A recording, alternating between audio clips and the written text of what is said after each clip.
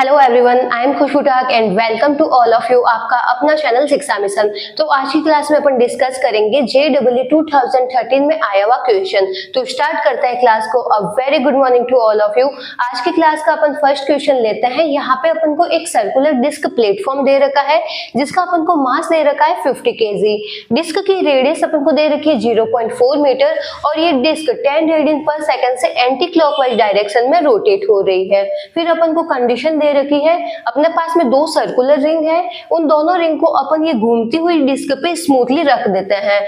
अपन को रिंग का मास दे रखा है 6.25 kg एंड रेडियस दे रखी है 0.2 मीटर। तो जब अपन इन रिंग को घूमती हुई डिस्क पे रख देंगे तो इसकी जो एंगुलर वेलोसिटी है वो चेंज हो जाएगी। तो यहाँ पे अपन को न्यू एंगुलर वेलोसिटी को फाइंड आउट करना है। Find the final omega of the system in radian पर सेकंड। क्वेश्चन अपन को क्या बोल रहा है, अपने पास में एक सर्कुलर डिस्क है जिसका मास 50 kg एंड रेडियस 0.4 मीटर है और वो 10 रेडियन पर सेकंड से एंटी क्लॉकवाइज डायरेक्शन में ऐसे रोटेट हो रही है। फिर अपन उस पे क्या करते हैं, दो स्मूथली रिंग को रख देते हैं जिसका मास अपन को दे रखा है 6.25 kg एंड रेडियस दे रखी है 0.2 मीटर। तो जब अपन इस पे रिंग को रख देते हैं तो अब अपन को पूरे सिस्टम की एंगुलर वेलोसिटी को बताना है। अब यहाँ पे अपन ने पहले जो क्वेश्चन किए थे उसमें अपन ने क्या देखा था कि जो एक प्लेटफॉर्म है और प्लेटफॉर्म इनिशियली क्या होता है, रेस्ट कंडीशन में होता है। फिर एक बॉय क्या करता है, उस पे चलना स्टार्ट कर देता है तो उसका कुछ एंगुलर मोमेंटम बन जाता है। तो पहले जो अपन ने क्वेश्चन किए थे उसमें अपन ने देखा था जो प्लेटफॉर्म पहले क्या था, रेस्ट कंडीशन में था।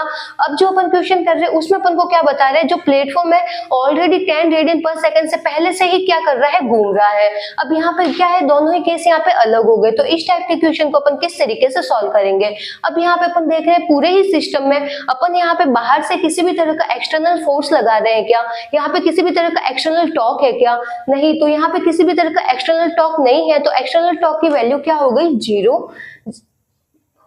जब टॉर्क 0 होता है तो एंगुलर मोमेंटम क्या होता है, कांस्टेंट। कांस्टेंट का मतलब क्या हुआ, initial state and final state दोनों में अपन को एंगुलर मोमेंटम कैसा मिलेगा, सेम मिलेगा।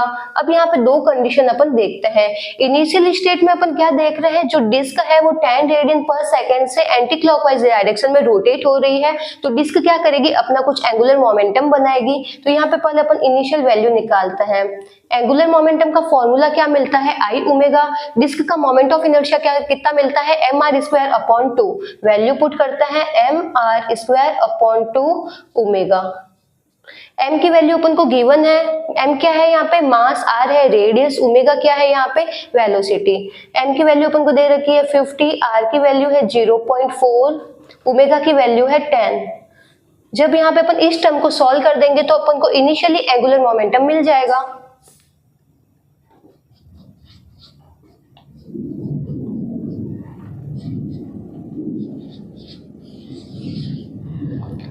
तो अपन को इनिशियल केस में एंगुलर मोमेंटम कितना मिलता है, 40। अब सेकंड कंडीशन अपन को क्या बता रहे हैं, पहले डिस्क 10 रेडियन पर सेकंड से एंटी क्लॉकवाइज डायरेक्शन में रोटेट होती है तो उसका एंगुलर मोमेंटम अपन को मिलता है 40। फिर अपन उस पे दो स्मूथली रिंग को रख देते हैं तो अब अपन को इसका एंगुलर मोमेंटम क्या मिलेगा।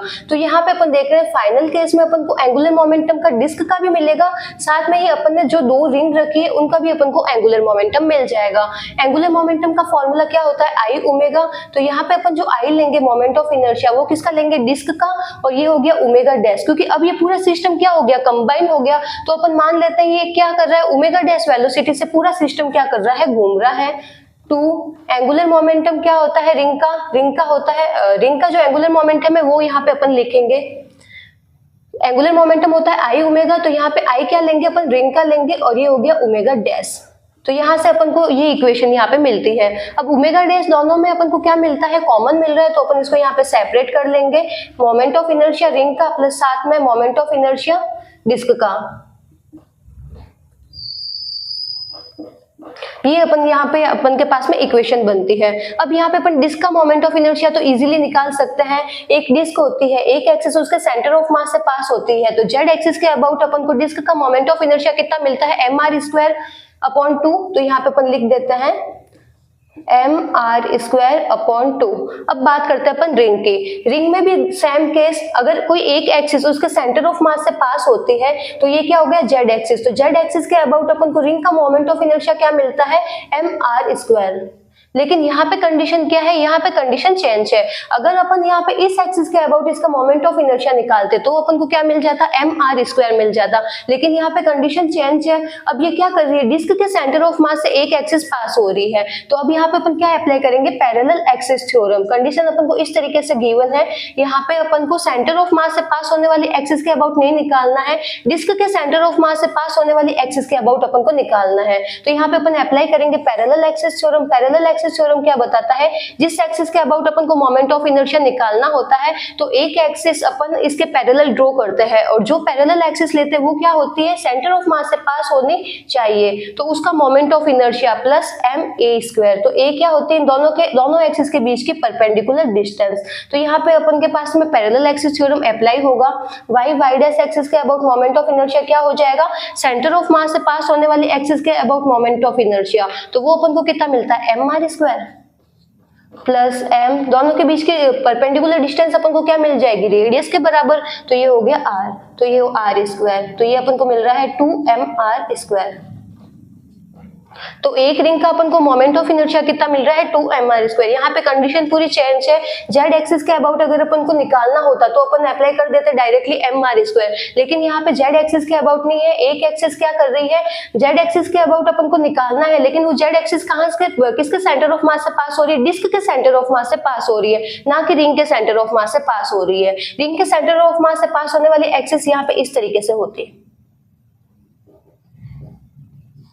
अगर अपन को इस एक्सिस के अबाउट निकालना होता तो अपन अप्लाई करते mr², लेकिन अपन को y डैश एक्सिस के अबाउट निकालना है तो पैरेलल एक्सिस थ्योरम अपन ने अप्लाई किया, तो यहाँ से अपन को फाइनल कंक्लूजन ये मिलता है।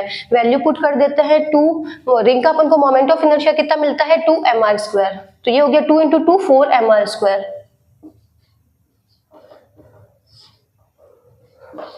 अब यहाँ पे अपन को सबकी वैल्यू गिवन है। कैपिटल M किसको रिप्रेजेंट कर रहा है, डिस्क का मास, कैपिटल R क्या है, डिस्क की रेडियस, स्मॉल m रिंग का मास, स्मॉल r रिंग की रेडियस। चारों अपन को वैल्यू गिवन है, यहाँ पे अपन इसको सॉल्व करते हैं।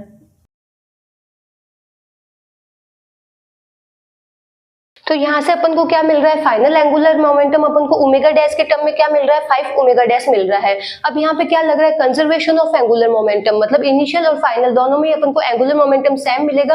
अप्लाई करते हैं यहाँ पे, initial angular momentum equal to final. Initial में अपन को एंगुलर मोमेंटम कितना मिलता है 40, एंड फाइनल में अपन को कितना मिल रहा है 5 ओमेगा डैश। तो यहाँ से अपन ओमेगा डैश की वैल्यू को सेपरेट कर देंगे।